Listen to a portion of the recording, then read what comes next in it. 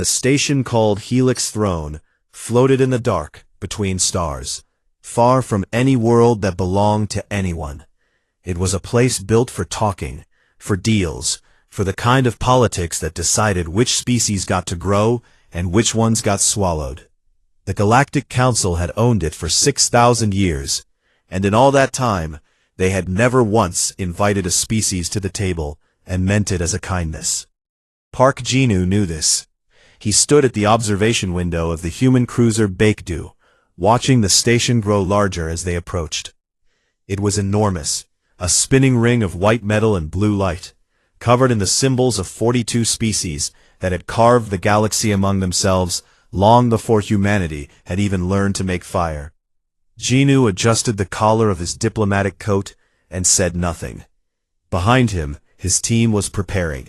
Shin Eunji, the youngest member of the delegation, checked her translation systems one last time. She was 29, sharp-eyed and nervous, though she hid it well. She had spent 3 years learning the languages and customs of council species, and the more she learned, the less she trusted any of them. She looked at Jinu's back and wondered how he could seem so calm. She did not yet understand that his calmness was not peace. It was patience, the kind a hunter has. The Baekdu docked with a soft clang. The airlock opened, and the human delegation stepped onto the station. The corridors were wide and tall, built for species much larger than humans. The air smelled faintly of something sweet, almost chemical. Council guards lined the path, tall creatures in polished armor, watching the humans with eyes that held no warmth. Jinu walked through them without looking left or right, his step steady, his face pleasant. The council chamber was a vast circular room, with seats rising in tiers around a central platform. Representatives of dozens of species filled the seats, a gallery of strange forms, some scaled, some furred, some made of something that was not quite flesh at all. At the highest seat sat High Arbiter Valan, the head of the council. He was old, impossibly old by human standards, his thin body wrapped in robes that shimmered like liquid silver. His eyes were large and dark and very sure of themselves. Valan raised one long hand, and the chamber fell silent. "We welcome the representatives of Earth," Valan said, his voice smooth and practiced. "Humanity is the youngest species to reach this stage of development. It is a remarkable achievement. You should be proud." Jinu smiled politely and sat down. He recognized the tone immediately. It was the voice adults used when speaking to children they intended to control. Valan continued, explaining the purpose of the integration talks. "Every young species," he said, "must go through this process to become part of the galactic community." There were terms, standard terms, he called them, for the good of all. The terms appeared on screens around the chamber. Eunji read them and felt her stomach drop. Humanity was to surrender 60% of its colonized systems to council redistribution. Its military fleet would be placed under council command for restructuring. All technological patents, including FTL drive designs, weapon systems, and energy technology, would be shared freely with elder species. In return, humanity would receive protection, trade access, and a seat on the council, a junior seat with no voting power for the first 200 years. Eunji leaned close to Jinu's ear. "Ambassador, these are not terms. These are chains." Jinu gave a small nod, but said nothing. From across the chamber, Delegate Morvan of the Torvasi Dominion leaned forward. He was broad and heavy, with a face like cracked stone, and a voice like grinding metal. He had made no secret of his hatred for humanity. To him, humans were a pest that had spread too fast and too far. He looked at Jinu the way a boot looks at an insect. "Let us not waste time," Morvan said loudly. "These infant predators have been playing with borrowed fire. They expand without permission, breed without limit, and build weapons they do not deserve. The terms are generous, more generous than I would have offered." Several delegates murmured in agreement. A few shifted uncomfortably. Jinnu looked at Morvan for a long moment, then smiled. It was a warm, friendly, almost gentle smile. It made Morvan uneasy, though he would not have admitted it. "We appreciate the delegate's directness," Jinnu said simply. "We will study the terms carefully." The first session ended without agreement. What was not expected, at least not by the council, was how Jinnu spent the evening.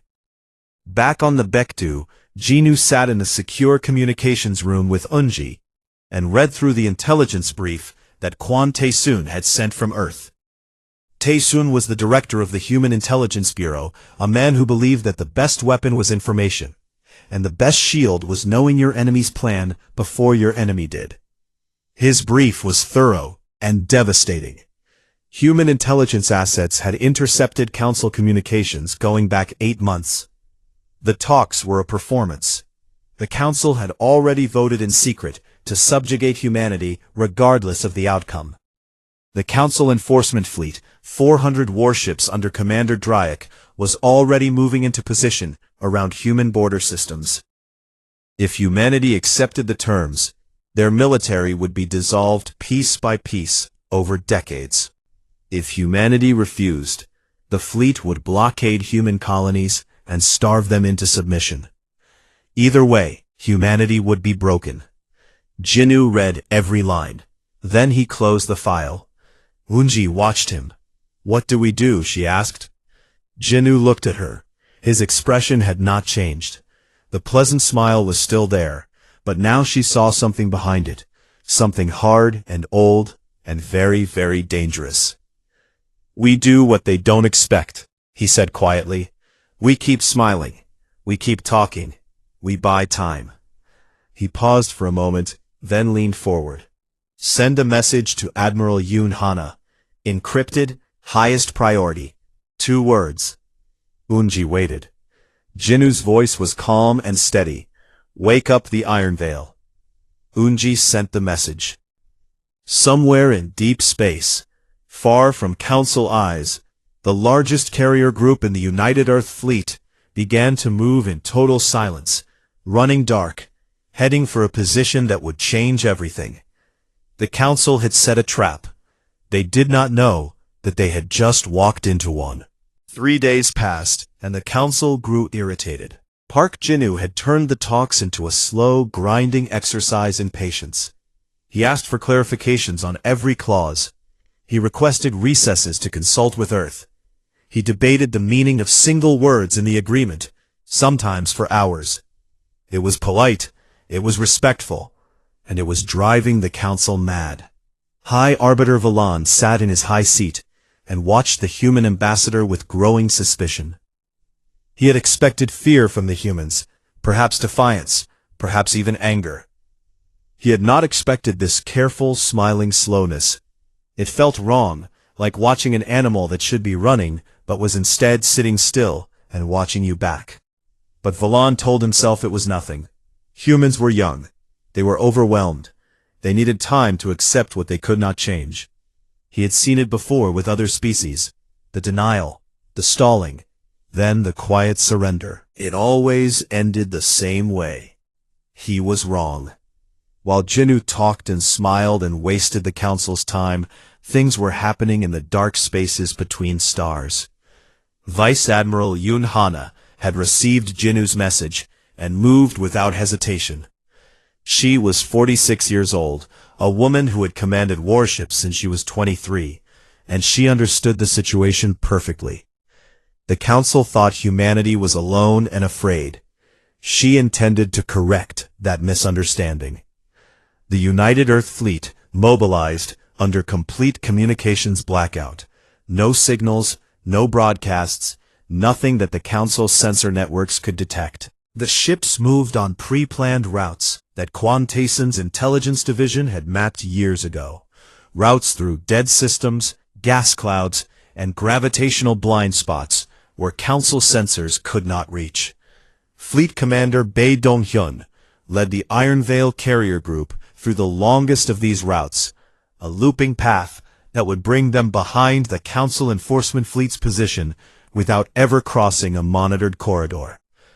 Dong Hyun was a large, quiet man who rarely spoke more than necessary. His crew loved him because he never risked their lives carelessly and never lost a fight. He sat in his command chair and watched the stars pass in silence, counting the hours until his ships would be exactly where they needed to be. On the morning of the fourth day, Tayson sent Jinu the final update. Commander Drake's enforcement fleet was fully deployed along humanity's border. 400 warships in an arc formation, ready to close like a fist. The trap was complete. Every piece was in place. All of them, on both sides.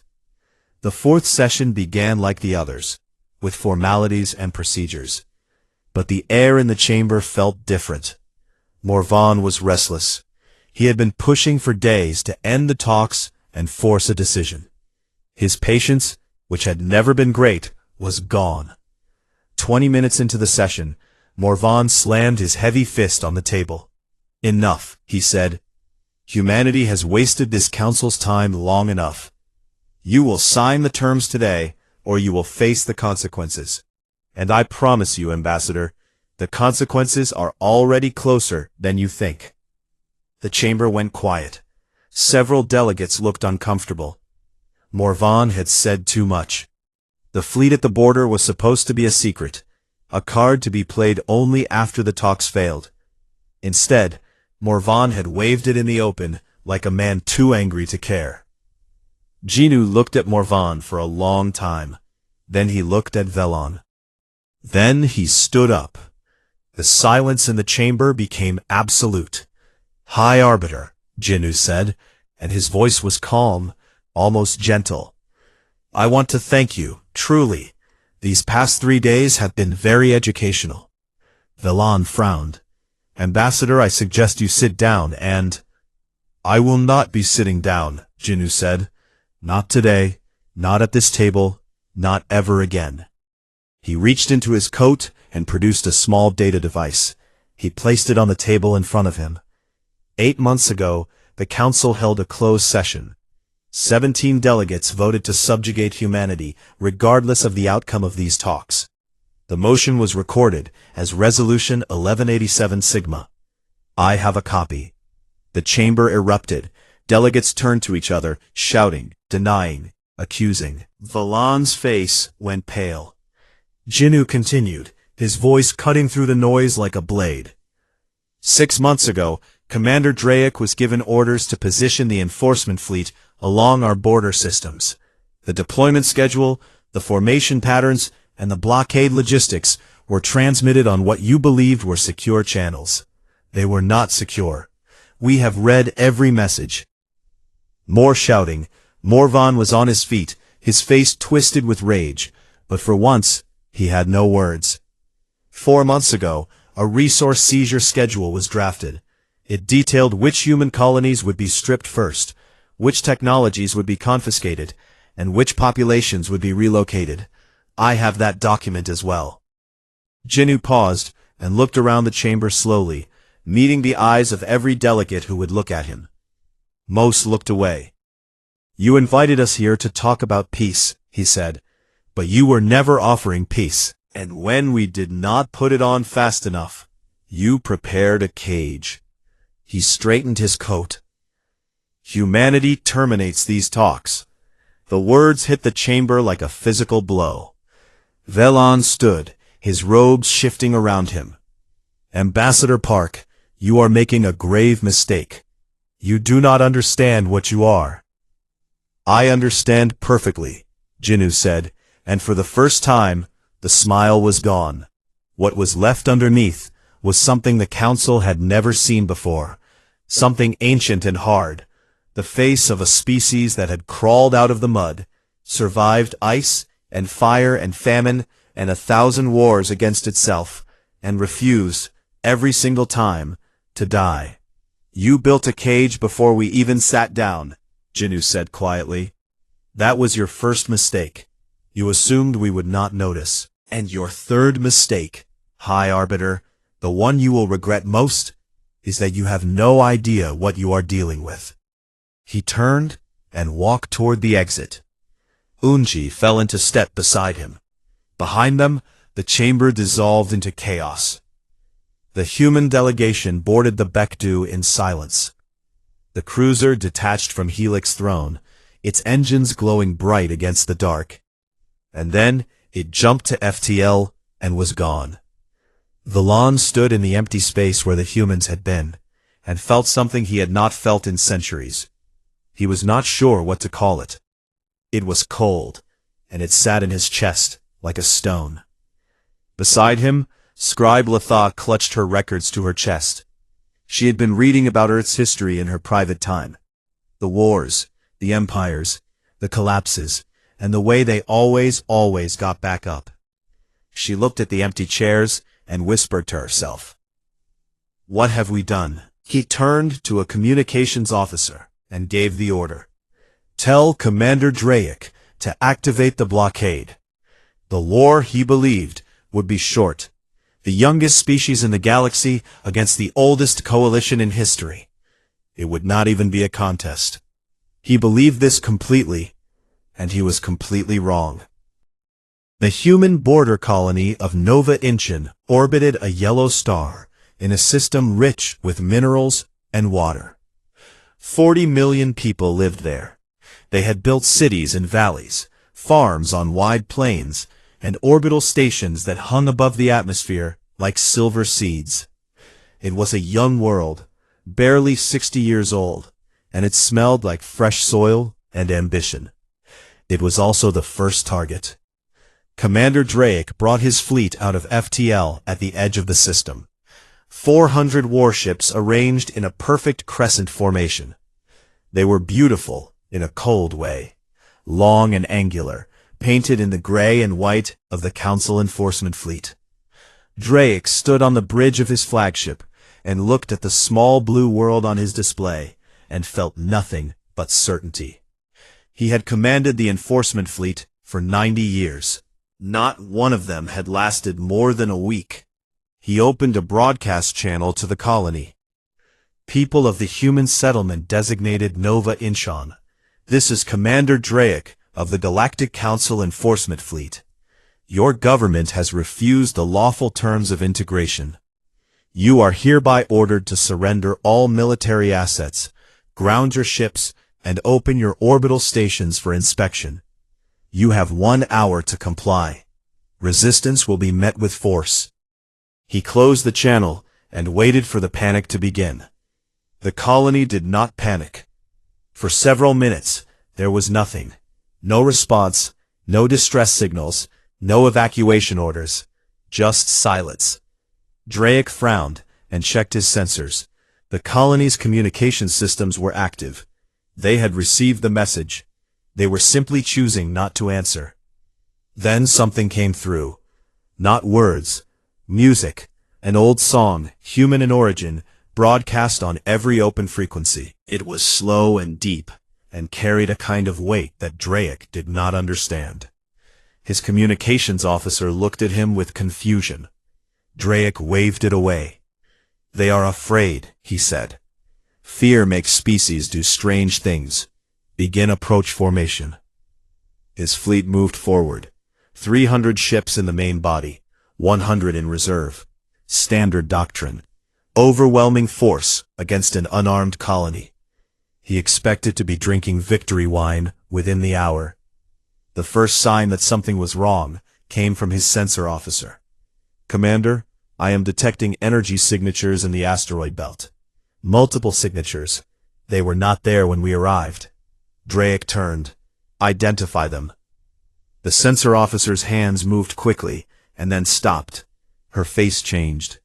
"Commander, they are warships. Human warships. I count 212 vessels. They are powering weapons." The bridge went cold.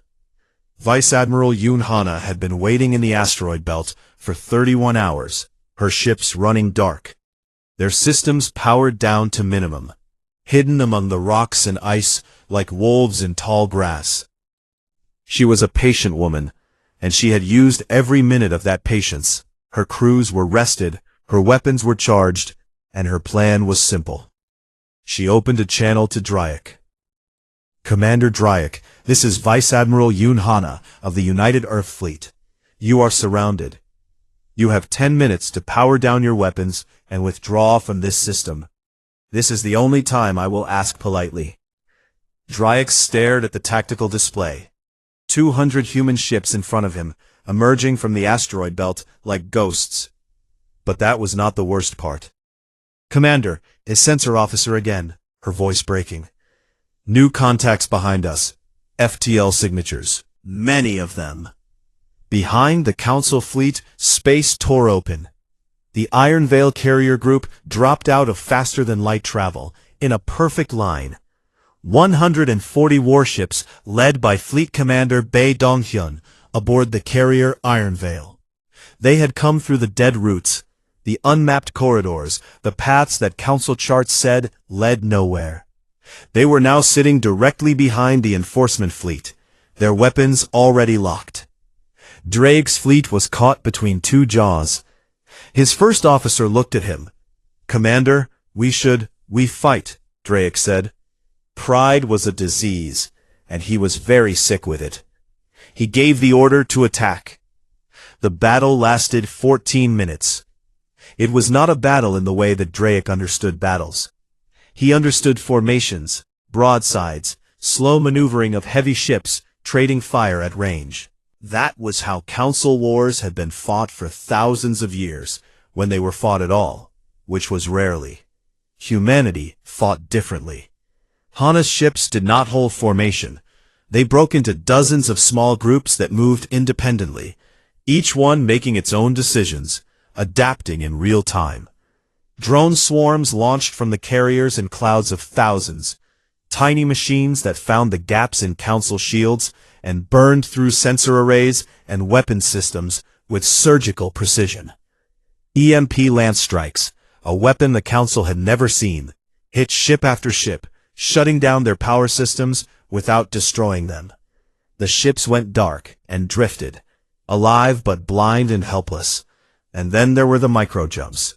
Human ships jumped to FTL for fractions of a second, disappearing from one position and appearing in another, inside the battlefield, behind enemy lines, above, below, at angles that should have been impossible. Council targeting systems could not track them. Council commanders could not predict them. It was like fighting smoke. Donghyun's carriers launched wave after wave of strike craft that hit the Council reserve fleet before it could even join the fight. The reserves scattered. 60 ships turned and ran. The rest surrendered. In the main body, Drake's flagship took an EMP lance to its engine section and went dark. The lights died. The gravity failed for 3 terrible seconds before backup systems kicked in. Drake floated in the darkness of his own bridge and listened to his fleet dying around him. When it was over, 310 Council ships were disabled and drifting. 60 had fled. 30 had been destroyed, the ones whose crews refused to stop firing, even after their weapons were the only systems left. Human losses were 4 ships damaged, none destroyed. 4 ships against 400. Drake was brought aboard the Iron Veil in a shuttle. He was escorted to a plain room with a metal table and 2 chairs. Bae Donghyun was waiting for him. The fleet commander was drinking tea from a simple cup. He offered one to Drake. Drake did not take it. His hands were shaking. "How?" Drake asked. His voice was hollow. "How is this possible? You are the youngest species in the galaxy. You have been in space for barely a century. How?" Donghyun sipped his tea. He thought about the question honestly, as if it deserved a real answer. And then he said, "We have been fighting each other for 10,000 years. You have had peace for 6,000. We had more practice." Drake stared at him. He did not know what to say to that. He had studied the military records of 100 species. None of them had a history like humanity's. War after war after war, each one more terrible than the last, and after each one, they rebuilt and came back stronger. They did not fight like a young species. They fought like something that had been forged in fire so many times that the fire had become part of them. The news reached the Galactic Council within hours. The chamber that had been so confident days before was now silent. Valan read the battle report alone in his quarters. 400 ships defeated in 14 minutes. The most powerful enforcement action in Council history, broken like glass. Morvan stormed into the chamber, screaming for a full war declaration, for every fleet in the Council to mobilize, for humanity to be crushed completely and permanently. He was loud, and he was afraid, and loud afraid people are dangerous. But Scribe Litha placed a datapad in front of Valan before he could respond. It contained a file that Jinnu had deliberately left behind at Helix Throne, a full assessment of humanity's military capability. Not the ones the Council's intelligence had estimated, but the ones humanity wanted them to see. Valan read them. The fleet that had just destroyed Dryak's force was not humanity's main fleet. It was not even their second largest fleet. What Dryak had faced, those 350 ships that had taken apart 400 Council warships in a quarter of an hour, was a garrison force, a border guard, the military equivalent of a locked door. Humanity's full military strength was 10 times that number. Valan set the datapad down. His hands, for the first time in his long life, were not steady. The cage they had built was empty, and the thing they had tried to cage was looking back at them. The Galactic Council had not known fear in 6,000 years. They had built their power slowly, carefully, one subjugated species at a time, always with the same method. Invite the young ones to the table, present the terms, and if they refused, crush them with overwhelming force.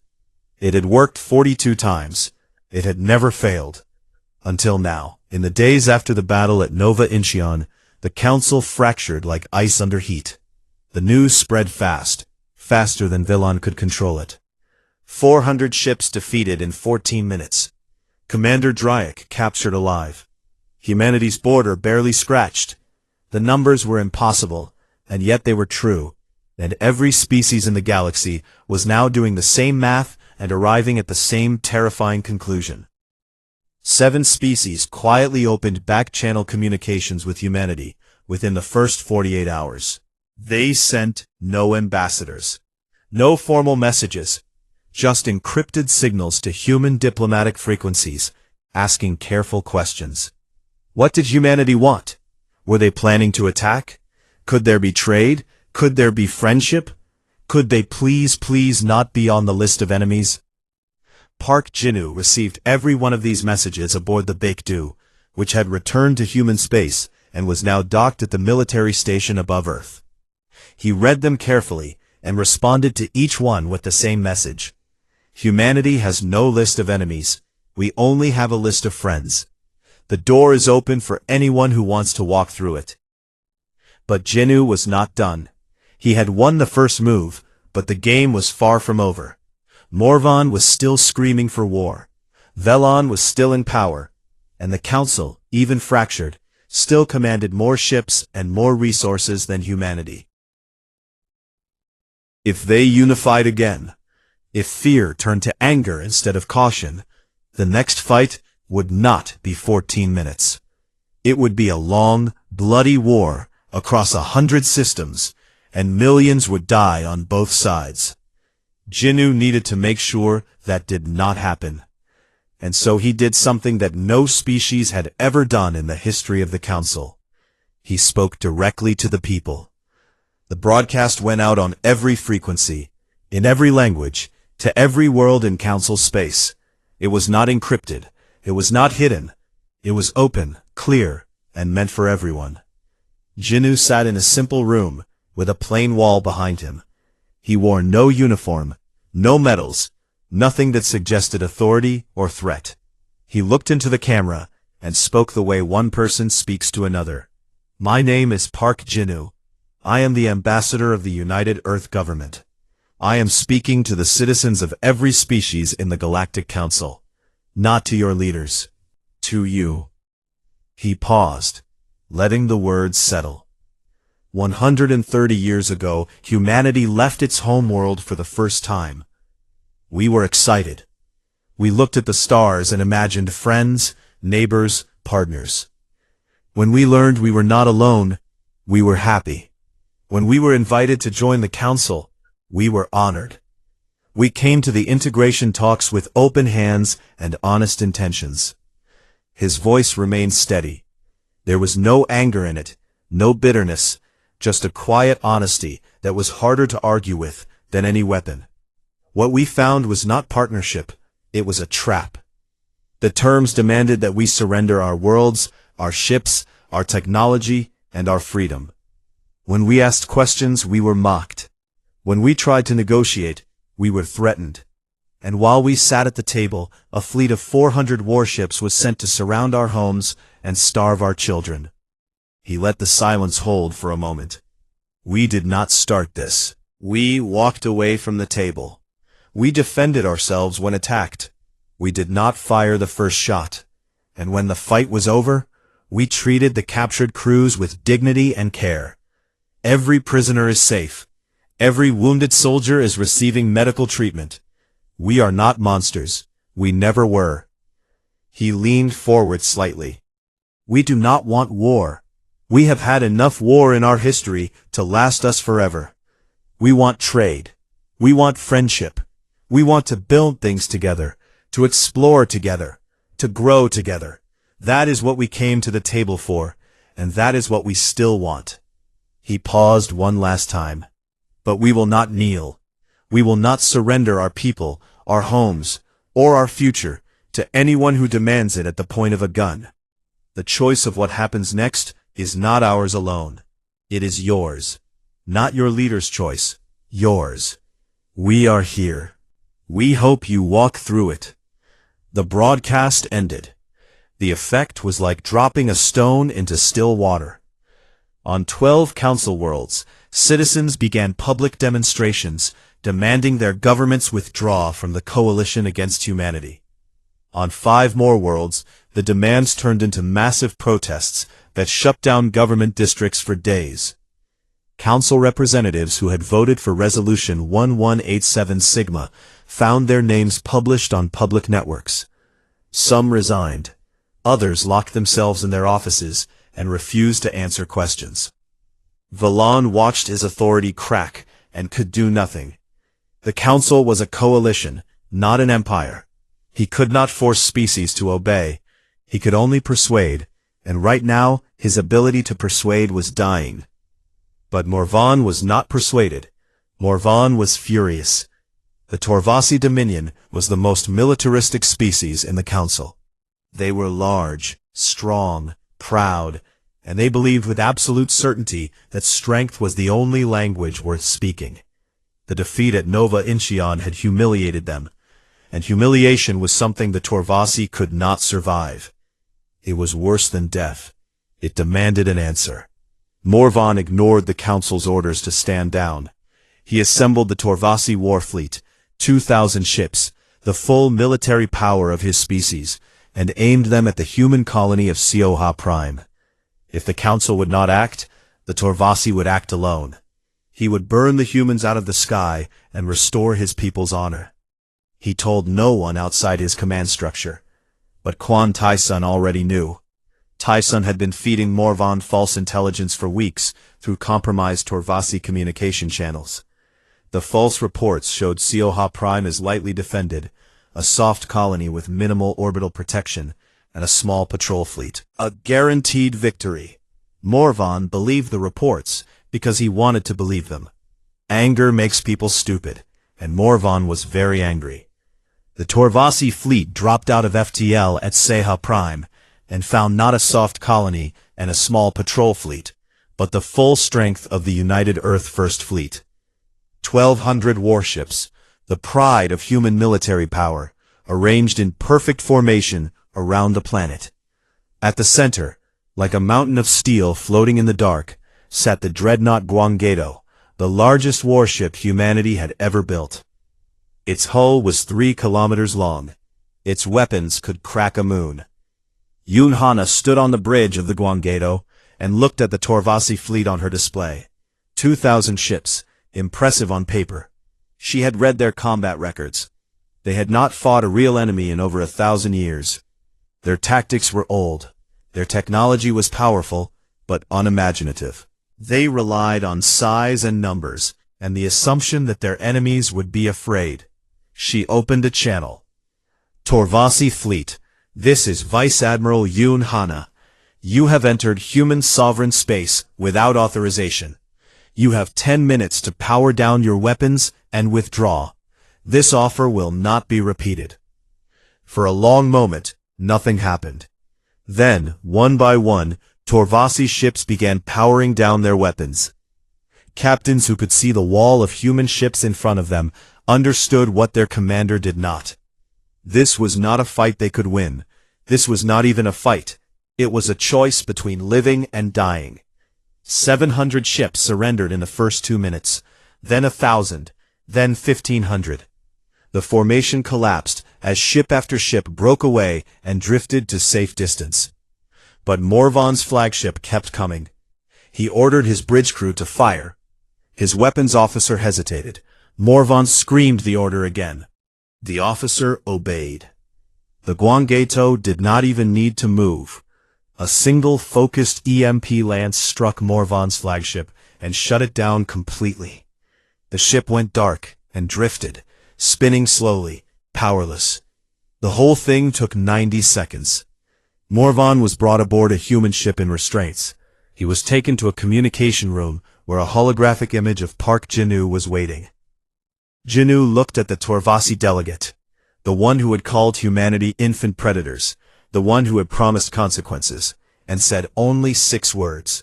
Infants do not set traps, delegate. The channel closed. That night, High Arbiter Velon called an emergency full session of the Galactic Council. The chamber was half empty. Many delegates had already left, gone home to deal with their own people's anger and fear. Those who remained sat in silence. Velon stood at his high seat and looked down at the empty chairs, and understood, finally, completely, and too late, that the galaxy had changed. For 6,000 years, the Council had decided who was strong and who was weak.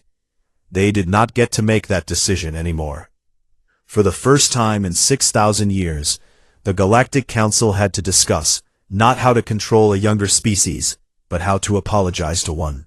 The message from the Galactic Council arrived on a quiet morning. It was short, formal, and carefully worded, and it asked if humanity would be willing to reopen talks.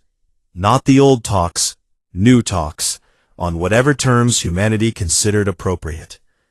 Park Jinu read the message in his office on Earth, a small room with a window that looked out over the mountains. He had not slept well since the walkout, not because he was afraid, but because he understood the weight of what came next. Winning a battle was simple. Building a peace that lasted was the hardest thing any species could do. He had studied enough human history to know that. He sent his reply the same day. Humanity would reopen talks, but with conditions. The talks would be held aboard the human station Docto, in human space. The Council would send their leaders personally, not representatives, not deputies, but the actual heads of their delegations. And no military vessel from any Council species would come within 10 light-years of the station. If they wanted to talk, they would come with open hands or not at all. The Council accepted every condition without argument. High Arbiter Velen arrived aboard a small diplomatic shuttle with a reduced delegation, 12 representatives from the most senior Council species. It was the smallest official Council delegation in recorded history. There were no guards, no warships in escort, no show of force. They came as they were asked to come, quietly, humbly, and alone. When Velen stepped through the airlock of Docto Station, he expected to see soldiers. He expected weapons, checkpoints, hard faces, and cold metal, the things that conquering species always showed to those they had defeated. It was what the Council would have done. Instead, he found a garden. Jinu had arranged the meeting in the station's biodome, a vast open space filled with trees from Earth, cherry blossoms and pines and maples, their leaves catching the soft, artificial light. A stream ran through the center, flowing over smooth stones into a small pond. The ceiling displayed a projection of open sky, pale blue with thin clouds. The air smelled like earth and green things and water. It was the most beautiful room Valan had ever seen, and it was designed with a specific purpose. Every species in the galaxy understood the language of gardens. A garden meant growth, patience, care. It meant life, not death. It was a statement more powerful than any weapon. We could have met you with guns, but we chose this instead. Valan stood among the trees and felt something break inside him. Not his pride, that had already broken. The certainty that he understood the universe. He did not understand these people. He did not understand a species that could crush a fleet in 14 minutes and then invite their enemies to sit among flowers. The delegates were led to a simple table set beneath the cherry trees. Shin Unji met them at the entrance and served tea personally, carrying each cup with both hands, offering it with a small bow. Several delegates recognized the gesture. Among many Earth cultures, serving tea to a guest was an act of deep respect. You did not serve tea to an enemy. You served tea to someone you wanted to honor. 3 of the delegates, species who had voted against humanity in the secret resolution, accepted their cups with visible emotion. One of them, the representative of a species called the Voreen, held the cup in her long fingers and did not drink for a long time. She simply held it and felt its warmth. Genu entered and sat across from Valan. He did not smile the diplomatic smile that he had worn at the first talks. This was his real face, calm, serious, and open. He placed a single document on the table. "These are our terms," he said. "Read them. Take as long as you need." Valan read them, and as he read, his expression changed. He had expected demands. He had expected punishment. He had expected humanity to take everything, the way the Council would have taken everything if the positions were reversed. The terms were fair. Not generous in a way that suggested weakness, not harsh in a way that suggested revenge. Just fair. Mutual defense pacts between humanity and any species that chose to participate. Open trade with equal tariffs for all members. Shared scientific research with joint ownership of discoveries. Humanity would join the Council as a full member with equal voting power from the first day. No waiting period, no junior status. No territory was to be surrendered by anyone. No fleet was to be dissolved. And there was one new clause at the end, written in plain language that left no room for interpretation. Any species that attempts to subjugate, exploit, or threaten the sovereignty of another species will face the collective response of all Council members, including humanity. Scribe Lyatha, who had been given special permission to attend as the official recorder, read the terms over Valan's shoulder and understood what Genu had done. He had not written a treaty, he had written a new constitution. The old council was built on a hierarchy where elder species ruled and younger species served. This document erased that hierarchy entirely. Every species, old or young, large or small, would stand on the same ground. He had not conquered the council, he had rebuilt it. Valan looked up from the document. "These terms, they are not what I expected." "I know," Genu said. "After what we did, after what we tried to do, no one would have blamed you." Genu was quiet for a moment. He looked at the trees around them, the water flowing over the stones, the light falling through the leaves. "High Arbiter, when I was a young man, I studied the history of my species. All of it. Every war, every empire, every revolution. Do you know what I learned?" Valan waited. "I learned that every empire built on domination eventually falls. Every treaty written in anger eventually fails. The only things that last are the ones built on respect. Real respect, Not the kind that comes from fear, but the kind that comes from choosing fairness when you have every reason to choose cruelty. He looked at Velon directly. We could have demanded everything. We could have broken the council and built something new with ourselves at the top. But then we would become what you were. And we did not fight this hard, just to become the next bully. Velon held Jinu's gaze for a long time. Then he picked up a pen and signed. One by one, the delegates came forward and signed. The Varine representative signed with steady hands. A delegate from a species that had wanted to carve up human space signed with his eyes on the floor, ashamed but willing. Even the new Torvasi representative, a younger diplomat who had replaced the disgraced Morvan, stepped forward and signed without hesitation. When it was done, the delegates sat in the garden and drank tea and spoke quietly. Not about politics or power, about their worlds, about their children, about the things they hoped for. It was the first honest conversation between humanity and the elder species. And it happened not in a chamber of polished metal and high seats, but under the branches of a cherry tree. Later, after the delegates had returned to their shuttle, Litha stayed behind. She found Jinu standing alone by the stream, watching the water.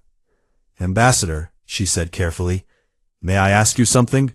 For the record?" Jinu turned to her. "Would you truly have gone to war? A full war? If the council had not backed down?" Jinu did not answer immediately. He looked at the water, at the stones, at the way the light played on the surface. "We walked away from the table first, scribe," he said quietly.